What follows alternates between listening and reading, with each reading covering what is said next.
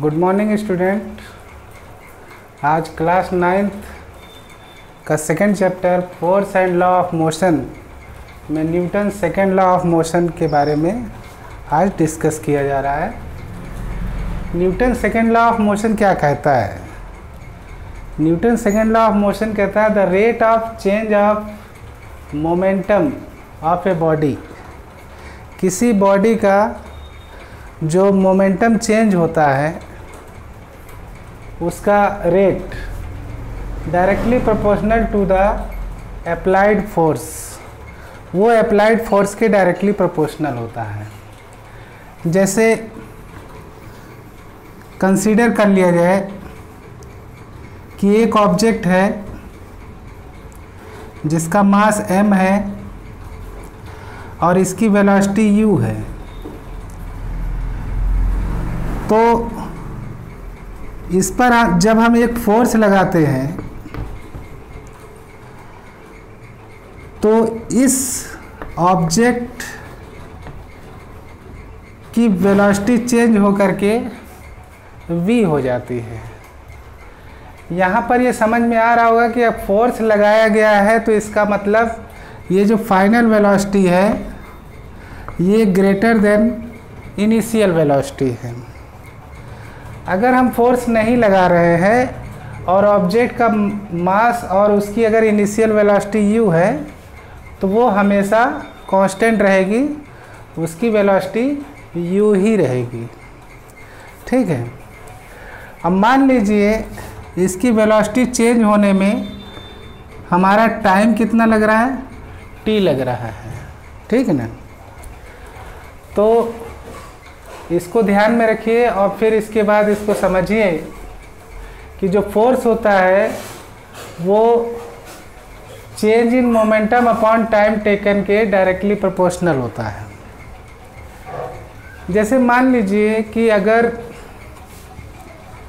हमें इस फोर्स को कम करना है, इस फोर्स को कम करना है तो ये कम कैसे होगा? ये बेटा टाइम टेकन पर डिपेंड करता है। अगर हम टाइम को बढ़ाएंगे, टाइम को अगर हम बढ़ाएंगे तो ये फोर्स जो है ये कम होगा। ठीक है। ये अभी जब हम इसका एप्लीकेशन आपको समझाएंगे तो उसमें आपको समझ में आएगा। देखिए चेंज इन मोमेंटम ये कांस्टेंट रहेगा। ठीक है। तो जो एप्लीकेशन है उस एप्लीकेशन में अगर हमको फोर्स को कम करना है तो उसको कम करने के लिए हमें इस टाइम को बढ़ाना पड़ेगा। ठीक है। चलिए देखिए, consider a body of mass m having an initial velocity u। हमने एक मास m का कोई ऑब्जेक्ट ले लिया है और उसकी इनिशियल वेलोसिटी u है, तो हैज़ मोमेंटम mu। तो ये जो ऑब्जेक्ट है इसका मोमेंटम कितना होगा? इस ऑब्जेक्ट का मोमेंटम हो जाएगा mu। इस ऑब्जेक्ट का मोमेंटम कितना हो जाएगा? mu हो जाएगा। Suppose a force F acts on this body. मान लीजिए इस ऑब्जेक्ट पर फोर्स F लग रहा है फॉर टाइम t समय के लिए, and causes the final velocity to become v। और इस वजह से इस मास m की वेलोसिटी फाइनल वेलोसिटी v हो जाती है। तो हमारा जो final momentum of this body है वो क्या हो जाएगा? mv हो जाएगा। देखिए mv, ये मोमेंटम आपका क्या हो जाएगा? mv हो जाएगा। ठीक है। अब चेंज इन मोमेंटम अगर हमको निकालना है तो हम ये जानते हैं कि देखिए मास तो कांस्टेंट है और ये जो फाइनल वेलोसिटी है ये इनिशियल वेलोसिटी से ग्रेटर है। तो ये मोमेंटम बड़ा है, ये मोमेंटम छोटा है। तो हम चेंज इन मोमेंटम को कैसे डिस्क्राइब करेंगे? mv माइनस mu से चेंज इन मोमेंटम को समझाएंगे upon T, time taken T. और ये इसमें m कॉमन ले लेंगे तो ये v minus you upon T हो जाएगा। और ये v माइनस यू क्या है? ये चेंज इन वेलोसिटी है, ये चेंज इन वेलोसिटी है upon time. Change in velocity upon time taken को हम लोग एक्सीलरेशन कहते हैं। तो ये जो इतना पार्ट है ये change in velocity upon time taken को हमने एक्सीलरेशन में लिख लिया। तो इससे ये पता लगा कि force is directly proportional to mass into acceleration. अब एप्लीकेशन हम आपको समझाएंगे। एप्लीकेशन में इस बात का ज़रूर ध्यान दिया जाएगा कि अगर हमें फोर्स को कम करना है तो हमें टाइम को बढ़ाना पड़ेगा। ठीक है, चलिए इसके बाद नेक्स्ट एप्लीकेशन।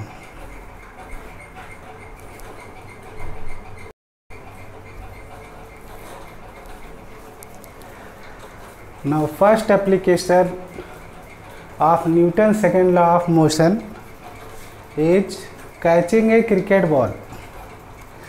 देखिए क्रिकेट तो सब लोग खेलते होंगे, क्रिकेट मेरा भी फेवरेट गेम है।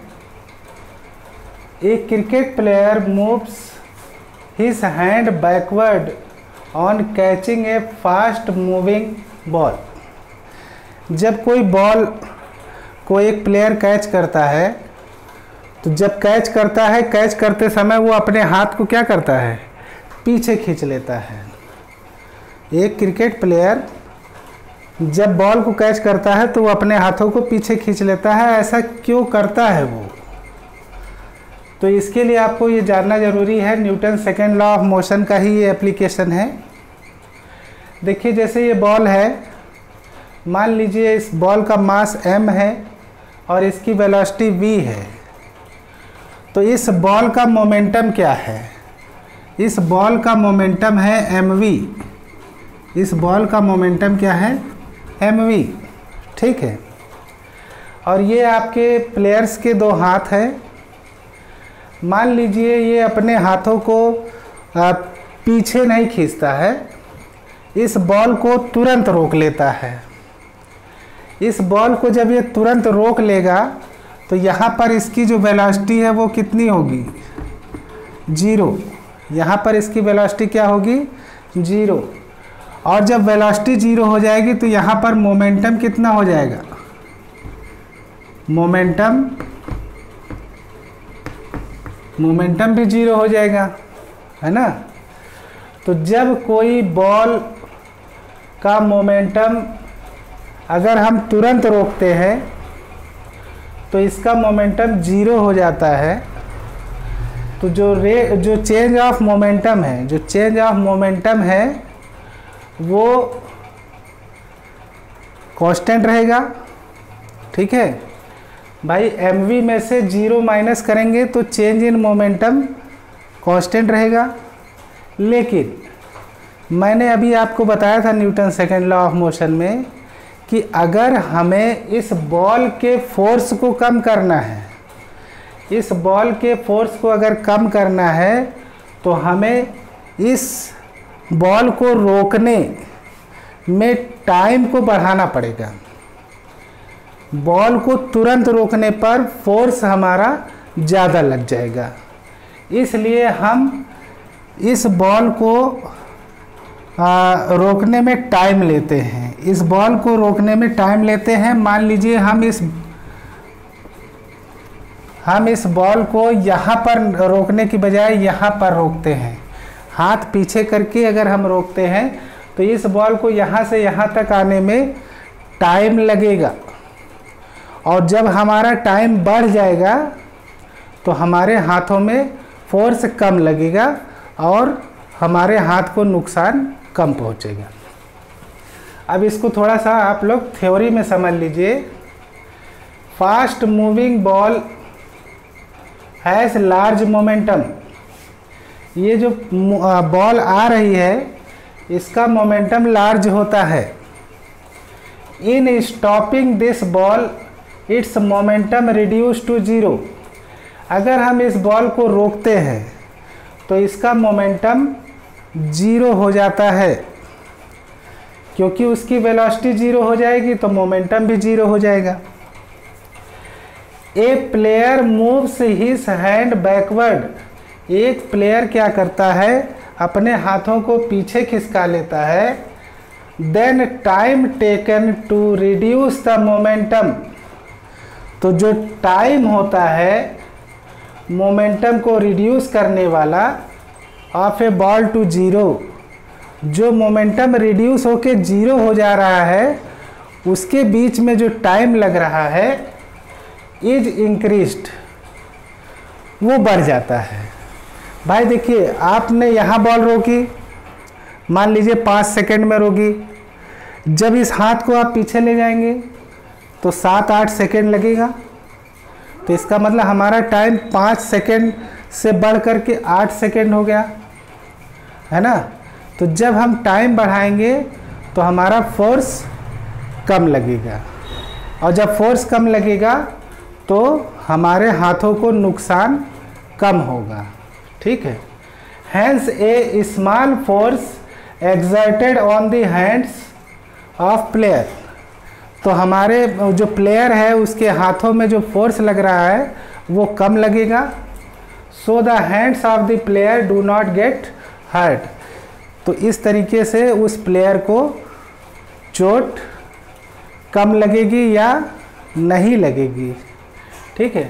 तो ये एक एप्लीकेशन था, एक एप्लीकेशन अभी और आपको बता देते हैं तो आपका सारा कॉन्सेप्ट क्लियर हो जाएगा।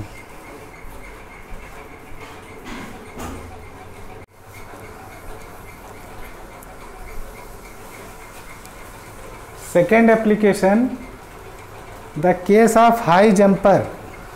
देखिए, जो हाई जंपर होते हैं वो क्या करते हैं, पत्थर पर नहीं कूदते हैं।